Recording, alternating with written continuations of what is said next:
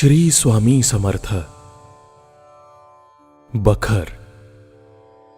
लेखक श्री गोपाळबुवा केळकर. संपादक श्री रामचंद्र चिंतामण ढेरे. अनमोल प्रकाशन. भाग 2. ब्राह्मणाच्या मुलाची मुंज.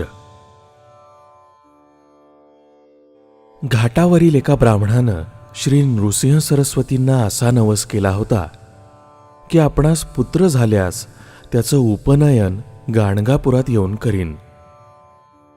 श्री दत्तकृपेनं पुढे त्याला मुलगा प्राप्त झाला.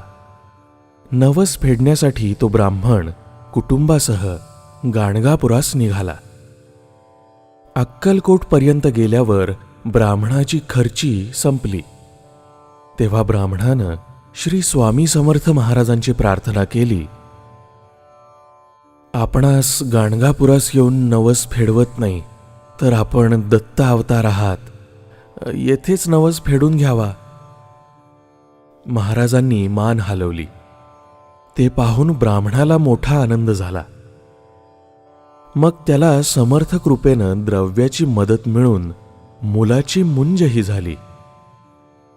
नवसाची सांगता झाल्याबद्दल ब्राह्मणास दृष्टांत रूपानं श्री दत्तांनी सांगितलं. अक्कलकोटात हल्ली दत्त जयंतीचा व गुरुप्रतिपदेचा माघ वद्य प्रतिपदेस उत्सव होतो.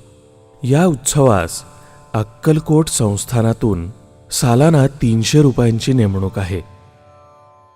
गाणगापूर येथे भक्तांना अक्कलकोटास जाण्याविषयी दृष्टांत होत. त्यापैकी काही पुढील भागात. श्री स्वामी समर्थ. बखर. लेखक श्री गोपाळबुवा केळकर. संपादक श्री रामचंद्र चिंतामण ढेरे. अनमोल प्रकाशन. श्री स्वामी समर्थ.